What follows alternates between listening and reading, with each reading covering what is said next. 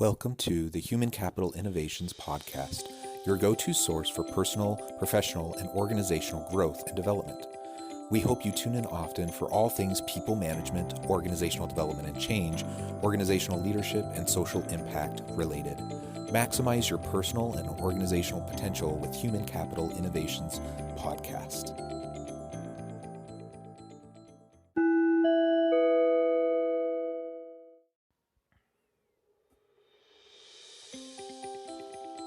Welcome to the Human Capital Innovations Podcast.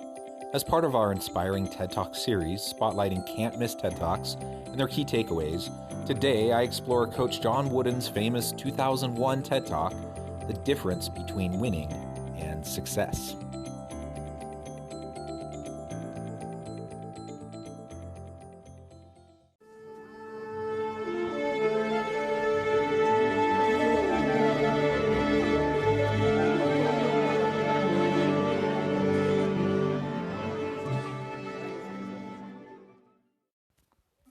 Welcome back to the Human Capital Innovations Podcast. I'm pleased to be with you again today for this HCI episode that is part of our inspiring TED Talk series. Today I'll be exploring Coach John Wooden's famous 2001 TED Talk, The Difference Between Winning and Succeeding. With profound simplicity, Coach John Wooden redefines success and urges us all to pursue the best in ourselves. In this inspiring talk, he shares the advice he gave his players at UCLA, quotes poetry, and remembers his father's wisdom. I'll catch you on the flip side of this first clip.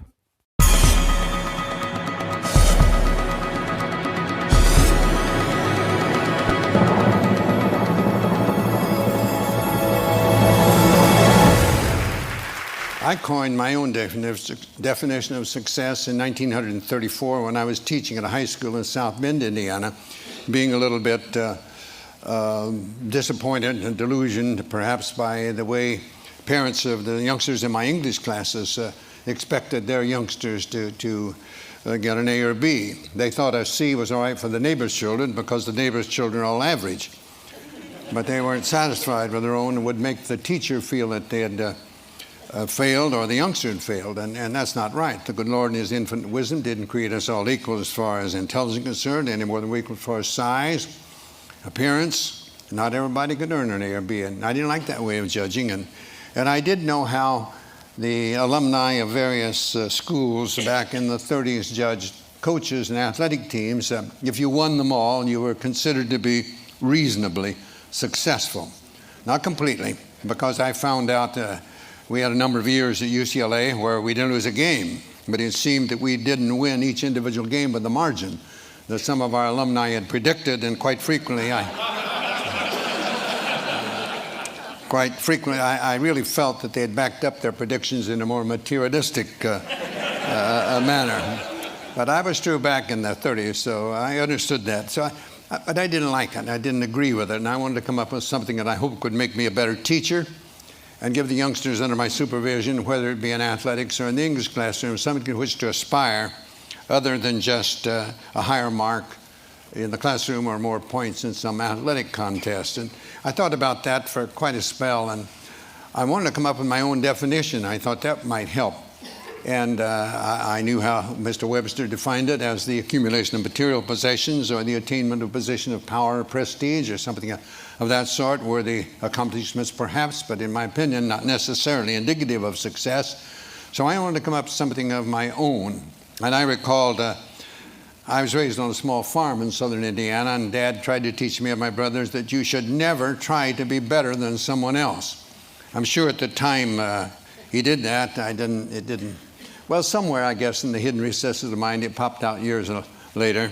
Never try to be better than someone else. Always learn from others, and never cease trying to be the best you could be. That's under your control. And if you get too engrossed and involved and concerned in regard to the things over which you have no control, it will adversely affect the things over which you have control. Then I ran across a simple verse that said, "At God's footstool to confess, a poor soul knelt and bowed his head. 'I failed,' he cried. The Master said, 'Thou didst thy best.' That is success." From those things and one other perhaps, I coined my own definition of success, which is peace of mind attained only through self-satisfaction in knowing you made the effort to do the best of which you're capable. I believe that's true. If you make the effort to do the best of which you're capable, trying to improve the situation that exists for you, I think that's success, and I don't think others can judge that. I think it's like character and reputation. Your reputation is what you're perceived to be. Your character is what you really are, and I think the character is much more important than what you are perceived to be. You'd hope they'd both be good, but they don't necessarily be the same. I love how he defines success. Peace of mind that we have done our very best within the circumstances we are in. The truth is, we all are in very different circumstances, with different privileges, different opportunities. I am a middle-aged, white, straight, cisgender male. I have tremendous amounts of privilege. Because of that privilege, there are doors open to me and opportunities that I have that other people who are just as intelligent, just as hardworking, may not have. They have other obstacles to overcome that I simply don't have. And so that means if I'm going to maximize my potential, if I'm going to truly live up to my fullest potential, that I can't be just satisfied with average effort, because the truth is, I can achieve certain levels of what society would call as successful without trying that hard, just due to the privileges I've been given. Whereas other people who have had the deck stacked against them have to perform heroic feats just to be considered for positions, just to have the opportunity to get into a better neighborhood, to get into a better school. So he's flipping that on its head. That he starts off with the grades, and oh my goodness, my first thought was, he taught back in the 30s when C was actually an average grade. With grade inflation nowadays, I can only imagine if you were giving students in middle school or high school C's on a regular basis, like the majority of your students, parents would freak out. But that set aside, his point was a very good one. And that is that ultimately it's about doing your best. And I feel that way with my children. Like, I am not at all concerned at whether they get straight A's. I know my kids are smart. I know they're certainly capable, but some subjects are going to be harder than others. And as long as they do their best, not comparing themselves to anyone else, but just doing their best, then I'm very happy. And they should be happy. They should be pleased. And they can look themselves in the mirror at night, and they can realize and have peace of mind that they did their best. That truly is the greatest mark of success. And on the other hand, my kid could get an A in a class, but really just kind of phone it in, do the bare minimum, and it's just kind of an easy A. And that's not satisfying. Like, it's not satisfying for them. As a parent, I guess I'm happy that they got an A, but it doesn't really mean anything. And so it's about doing your best. Same thing in sports, same thing at work, and any walk of life, within the circumstances and the context you're given and that you find yourself, that you maximize your potential so that you can have peace of mind. That peace of mind in and of itself is probably the greatest gift you can be given. Well, that was my idea of what I was going to try to get across to the youngsters. I ran across other things. I love to teach, and it was mentioned by the previous speaker that I enjoy poetry, and I dabble in it a bit and love it. And there are some things that help me, I think, be better than I would have been. I know I'm not what I ought to be and not what I should be, but I think I'm better than I would have been if I hadn't run across certain things. And one was just a little verse that said, no written word, no spoken plea can teach our youth what they should be, nor all the books on all the shelves is what the teachers are themselves. That made an impression on me in the 1930s, and I tried to use that more or less in my teaching, whether it be in sports or whether it be in the English classroom. And I love poetry and always had an interest in that, and somehow, and maybe it's because Dad used to read to us at night with a coal oil lamp. We didn't have electricity in our farm home, and Dad would read poetry to us, so I always liked it. And about the same time that I ran across this one verse, I ran across another one that Someone asked a lady teacher why she taught, and she, after some time, she said she wanted to think about that. And then she came up and said, they ask me why I teach, and I reply, where could I find such splendid company? There sits a statesman, strong, unbiased, wise, another later Webster, silver-tongued. A doctor sits beside him whose quick, steady hand may mend a bone or stem the lifeblood's flow. And there a builder, upward rise the arch of that church he builds, wherein that minister may speak the word of God and lead a stumbling soul to touch the Christ. And all about a gathering of teachers, farmers, merchants, laborers, those who work and vote and build and plan and pray into a great tomorrow. And I may say, I may not see the church or hear the word or eat the food their hands may grow, but yet again I may. And later I may say, I knew him once. And he was weak or strong or bold or proud or gay. I knew him once, but then he was a boy. They ask me why I teach, and I reply, where could I find such splendid company? And I believe the teaching profession, it's true, you have so many youngsters, and I got to think of my youngsters at UCLA, 30-some attorneys, 11 dentists, 10 doctors, many teachers in other professions. And that gives you a great deal of pleasure to see them go on. I've always tried to make the youngsters feel that they're there to get an education, number one. Basketball was second because it's paying their way. And they do need a little time for social activities, but you let social activities take a little precedence over the other two, and you're not going to have any very long. So that was the ideas that I tried to get across to the youngsters under my supervision. I love the poem, and I love that as a coach, his number one goal for his students, for his players, was in fact to be good students, that was his focus. Now, he was at a top university. They were competing for national championships just about every year. Expectation levels were high in terms of winning, like actually getting the W, scoring more points than others. But he never fell into the trap of thinking that it was actually the wins. It was actually having more points at the end of the game, than the opponent. He never fell into the trap that was the mark of true success. And ultimately, he wanted his players to be good students. Because let's be honest, the vast majority of those players, even in a top national program, the vast majority of those players are never going to play basketball at a professional level. They simply aren't. So they need their college education.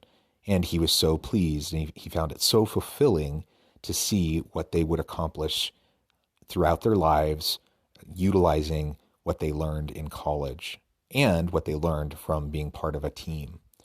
That is so impressive. I wish more college coaches and college athletes had that perspective today. And I think that's actually kind of a sad note on society today that so many college athletes never even complete their degree, and that their focus is certainly not usually on their academics. I'm always pleased when I see that to be the case. So again, we need to make sure that we're focusing on what matters. What mattered for him as a coach was true personal success on the part of each individual player. That meant being a good student. That meant trying their best on the team, maximizing their potential. It really had very little to do with, their raw talent. It had very little to do with their their physical size. It had very little to do with how many points they scored or whether they even won the game. It had everything to do with how they carried themselves, how they behaved, how they treated each other, and how they lived their lives. I had 3 rules pretty much that I stuck with practically all the time. I'd learned these prior to coming to UCLA, and I decided they were very important. One was never be late. Never be late. Later on, I had certain things that I had the players, if we're leaving for someone, they had to be neat and clean. There was a time when I made them wear jackets and shirts and ties, and then I saw our chancellor coming to school in denims and turtlenecks, and I thought it was a little not right for me to keep this other, so I let them they had to be neat and clean. And I had one of my greatest players that you probably heard of, Bill Walton. He came and gets the bus. We were leaving for somewhere, and to play, and he wasn't clean and neat, so I would let him go. He couldn't get on the bus. He had to go home and get cleaned up to get to the airport if he could. So I was a stickler for that. I believed in that. I believe in time, very important. I believe you should be on time, but I felt at practices, for example, we start on time, we close on time. The youngsters didn't have to feel that we're going to keep them over. When I speak at coaching clinics, I often tell young coaches, in the coaching clinics, more or less, they'll be the younger coaches getting in the profession, and most of them are young, you know, and probably newly married. And I tell them, don't run practices late, because you'll go home in a bad mood, and that's not good for a young married man to go home in a bad mood. When you get older, it doesn't make any difference. But so I did believe on time. I believe starting on time, and I believe closing on time. And another one I had was not one word of profanity. One word of profanity, and you are out of here for the day. If I see it in a game, you're going to come out and sit on the bench. And the third one was never criticize a teammate. I didn't want that. I used to tell them I was paid to do that. That's my job. I'm paid to do it. Pitifully poor, but I am paid to do it. Not like the coaches today, for gracious sakes, no. It's a little different than it was in my day. But those are the three things that I stuck with pretty closely all the time. And those actually came from my dad, and that's what he tried to teach me and my brothers at one time. Never be late, don't use profanity, and never talk bad about a teammate. Those are really simple kind of guiding rules and principles, I suppose, and many might even consider them to be kind of naive and obsolete kind of conditions to put on a basketball player in 2020. I think he talks about how you dress, and he talks about making sure you're on time and don't swear. It's almost funny to even think about that today, because I suspect the vast majority of coaches swear up a storm, and I don't believe that's a very consistently kind of held standard for players to not swear. But certainly what he's talking about is self-control, regardless of what you think about swearing, regardless of what you think about, showing up a few minutes late or starting something late. It's about self-control. It's about self-mastery. It's about learning how to interact with others in a positive way, to control yourself and your passions, to be disciplined enough to be on time, to show up ready to go, ready to work hard, not to be so loose in terms of your personal control that you can't keep yourself from swearing, and then ultimately you have each other's back. Like, you do not talk bad about one another. You have your teammates' backs. You support each other. And we're not going to have infighting. We're not going to be divided amongst ourselves. We're going to make sure that we work hard, and there will be disagreements. There will be upset feelings. There will be times where people don't perform at the level they should. That's the job of the coach, to get on people, to work and to improve. For the team, it's their job to have each other's back, to support each other, to care about each other, to honor and respect each other enough that they will have self-discipline. I came up with a pyramid eventually that I'm not going to, we don't have the time to go on that, but that to help me, I think, become a better teacher. And this is something like this, and I had blocks in the pyramid, and the cornerstones being industrious and enthusiasm, working hard and enjoying what you're doing, coming up to the apex, according to my definition of success, and right at the top, faith and patience. And I say to you, in whatever you're doing, you must be patient. You have to have patience. We want things to happen to us. We talk about our youth being impatient a lot, and they are. They want to change everything. They think all change is progress. And we get a little older, we sort of let things go, and we forget that there is no progress without change. So you must have patience, and I believe that we must have faith. I believe that we must believe, really believe. Not just give a word service, believe that things will work out as they should, providing we do what we should. I think our tendency is to hope that things will turn out the way we want them to so much of the time, but we don't do the things that are necessary to make those things become reality. I worked on this for some 14 years, and I think it helped me become a better teacher, but it all evolved around that original definition of success. You know, a number of years ago, there was a Major League Baseball umpire by the name of George Moriarty, and he spelled Moriarty with only one I. I'd never seen that before, but he did. And big league baseball players, they're very perceptive about those things, and they noticed he had only one I in his name.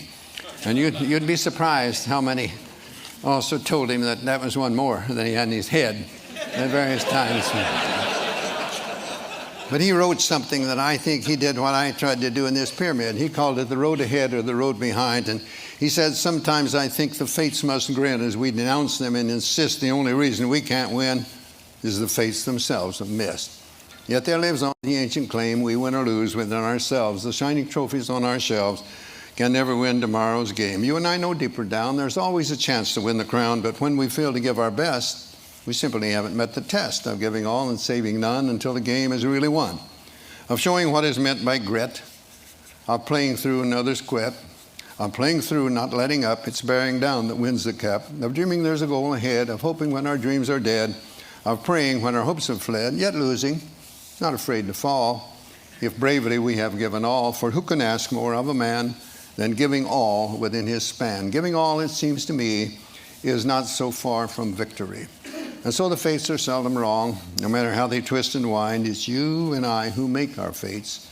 We open up or close the gates on the road ahead or the road behind. Faith and patience are key.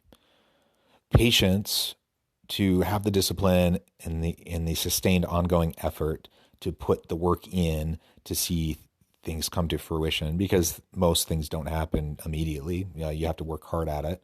And faith that effort will pay off over time. Patience and faith, that's what it comes down to.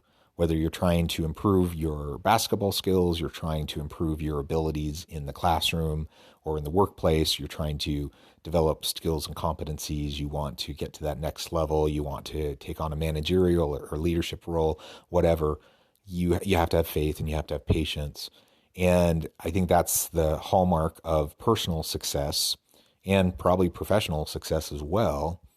And it's also the hallmark, it's really the telltale sign of someone who's on their way out when their patience and their faith starts to fade. And I'm always nervous when I see particularly the A players, the very best, those who are the biggest contributors. When they start to get quiet, they stop pushing, they stop challenging, they stop putting forth the effort. And then they end up disengaging and even leaving the organization or the team.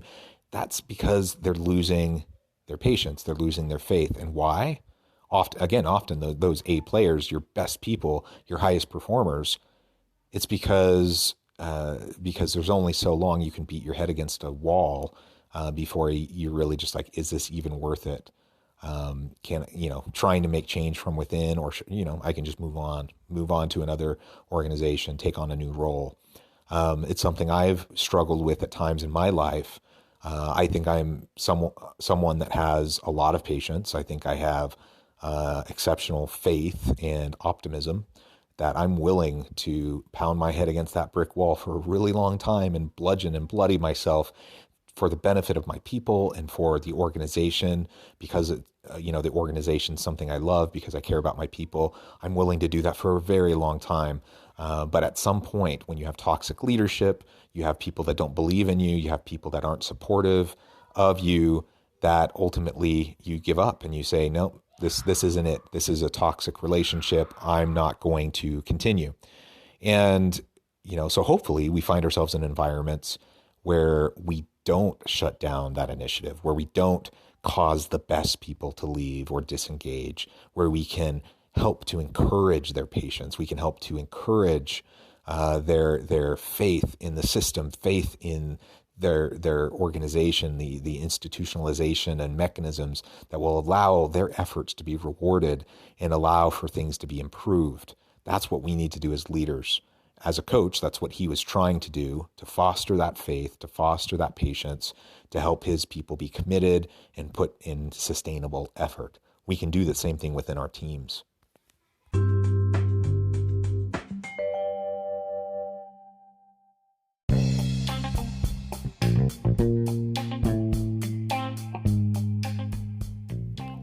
I'm excited to announce the publication of my new book from HCI Press, The Alchemy of Truly Remarkable Leadership: Ordinary, Everyday Actions that Produce Extraordinary Results. Consider how the nature of work has shifted over the past 50 years. With increased globalization, rapid technological advancement, and the shift in economic composition, the average job of today looks very different than the average job of 50 years ago. What will the jobs and organizations of tomorrow look like? Moreover, what does this all mean for organizational leaders? What are the core competencies and capabilities of organizations and their leadership that are prepared for continued disruption and geopolitical and socioeconomic shifts? Regardless of what the future holds, increasingly, leaders need to be socially minded, data-driven, decisive, champions of talent, and disruptors of the traditional notions of leadership, teams, organizations, and work. The Alchemy of Truly Remarkable Leadership will help you to explore your own leadership competencies and capabilities and consider ways to apply and implement them into your workplace and personal life.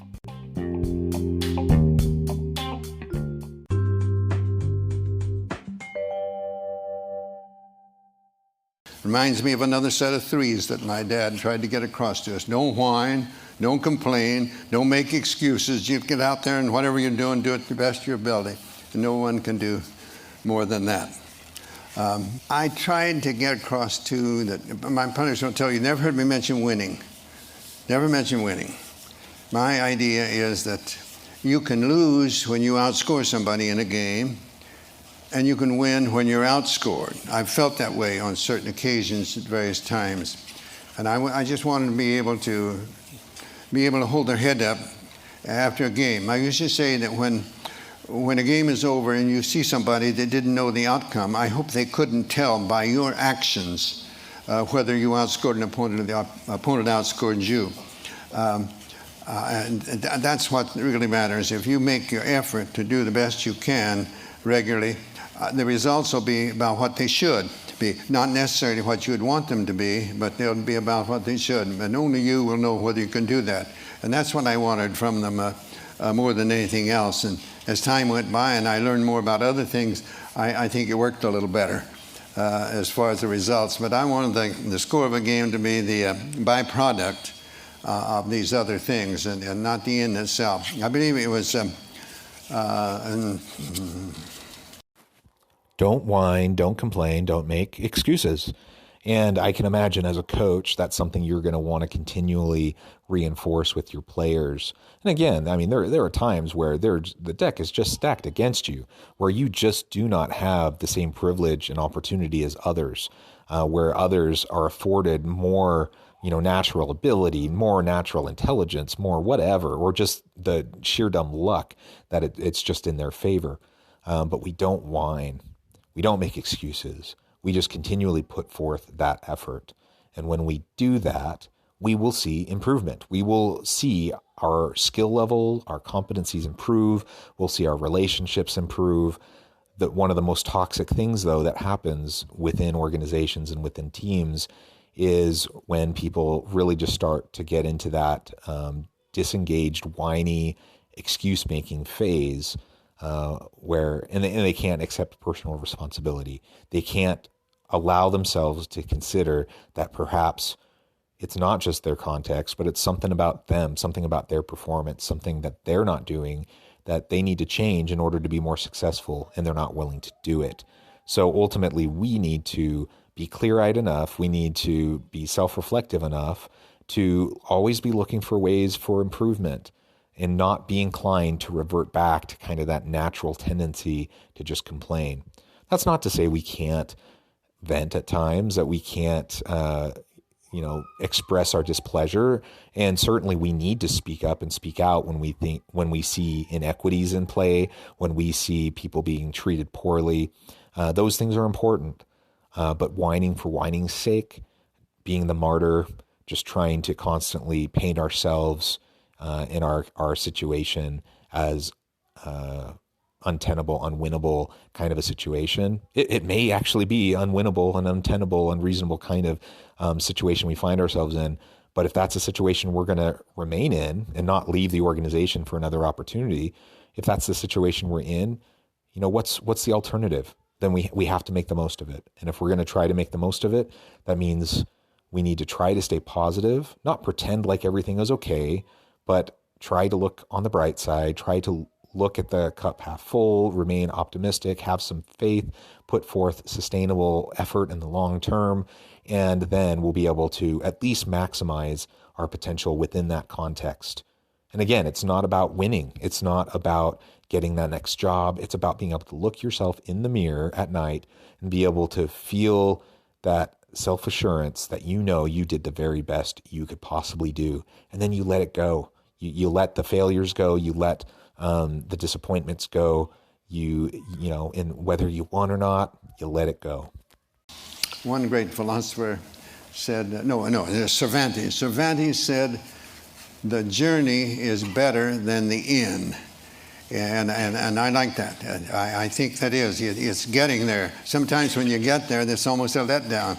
But it's getting there that's the fun. I like to, as a basketball coach at UCLA, I liked our practices to be the journey. And the game would be the end result. And I'd like to go up and sit in the stands and watch the players play and see whether I'd done a decent job during the week. There again, it's getting the players to get that self-satisfaction, knowing that they've made the effort to do the best of which they are capable. Sometimes I'm asked who was the best player I had over the best teams. I can never answer that. As far as the individual is concerned, I was asked one time about that, and it said, suppose that you in some way could make the perfect player, what would you want?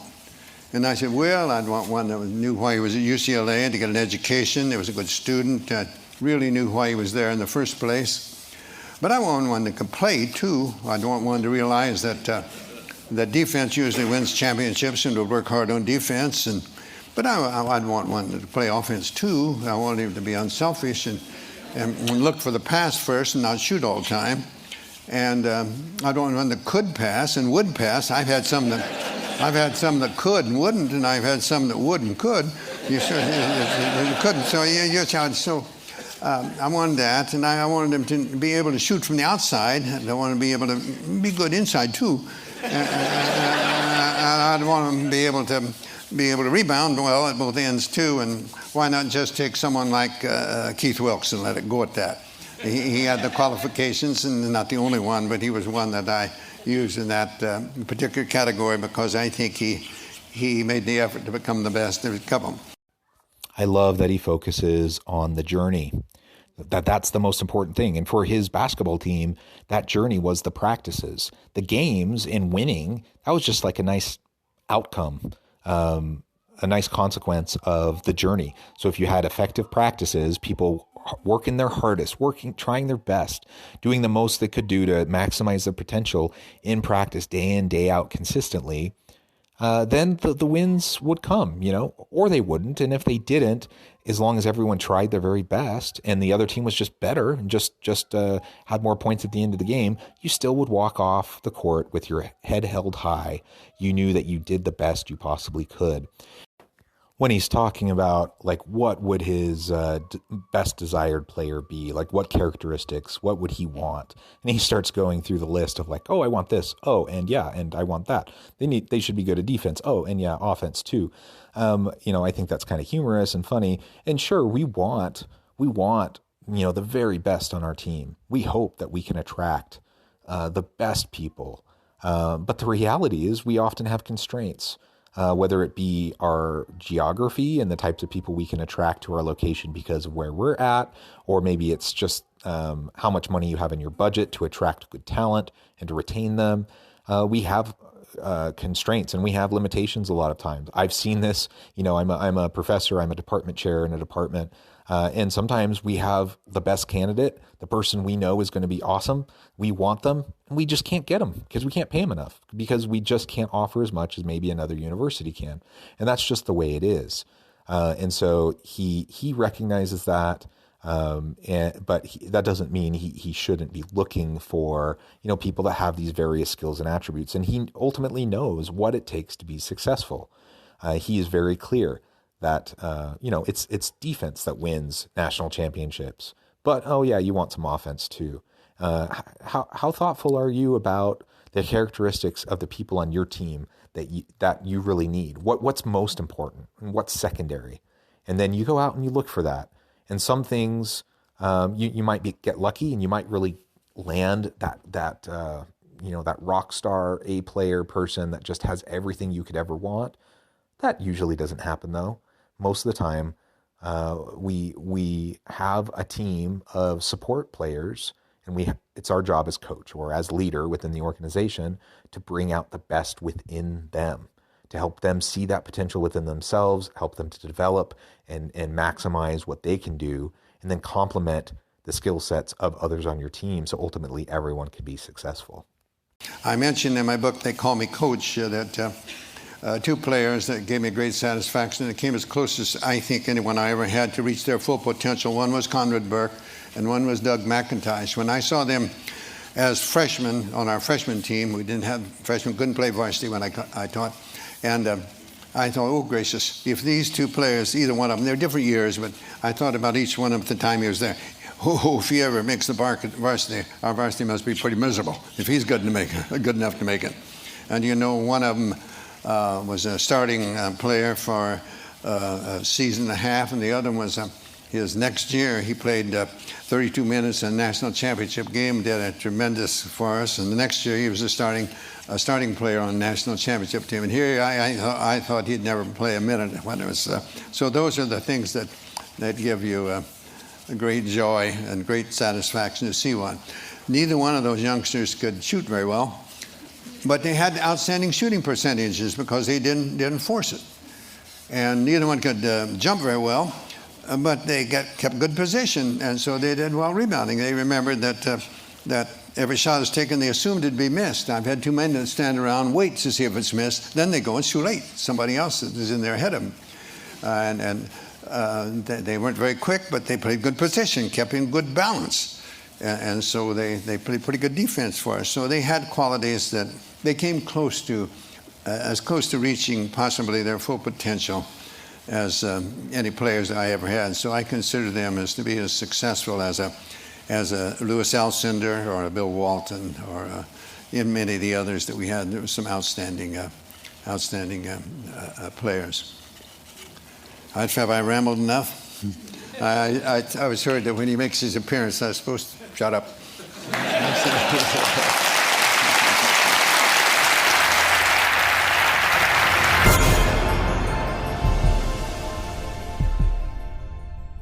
He talks about those players that he felt were just the best players, the ones that really showed the greatest success. It wasn't necessarily those the ones that went on to the NBA, the ones that were Hall of Famers, the ones that maybe had the most raw talent. He highlighted two individuals that he didn't think had a whole lot of potential, frankly. They were on the practice squad, the freshman team, and he didn't see them as being real contributors. He didn't see there being any chance.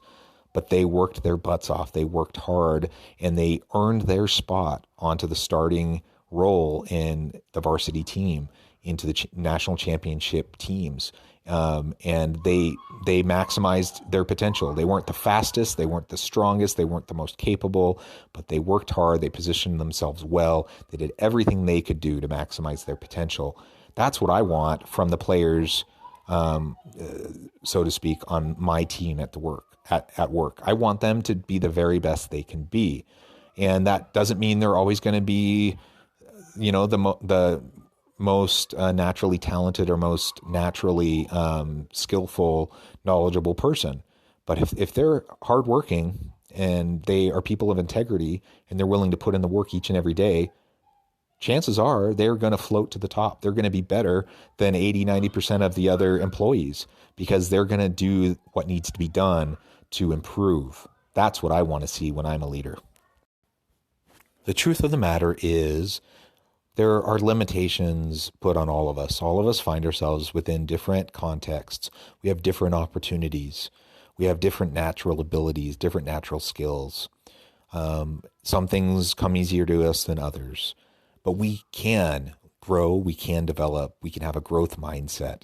And if we work hard consistently over time, we can develop ourselves. And as a leader, that is my number one goal, is to help develop my people. And how I determine success, I want good metrics. I want the KPIs to be in place. I want to have good return on investment for all of our initiatives. Like, all of those things are important. I want that. But ultimately, the greatest measure of success isn't any of those things. It's, are my people maximizing their potential? Are they being the best they can possibly be? Are they putting in that effort? Am I supporting them? Am I helping them to grow? And as he said at the very beginning of his talk, ultimately, if you have that self-assurance, if you feel comfortable in your own skin, you know that you did your best, that is the greatest gift that you can be given. And that is the mark of true success. Thank you for joining me for this episode of the Human Capital Innovations Podcast. As always, I hope you stay healthy and safe, that you can find meaning and purpose at work each and every day, and I hope you have a great week.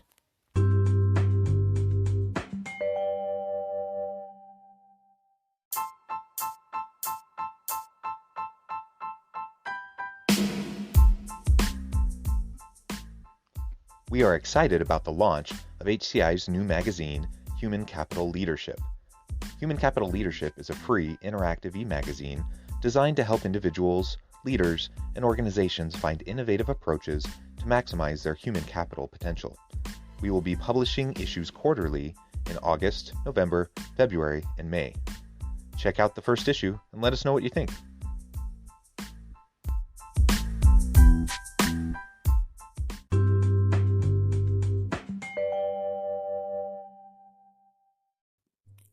Thanks again for joining us for this episode of the Human Capital Innovations Podcast. I hope you stay healthy and safe and that you have a great week.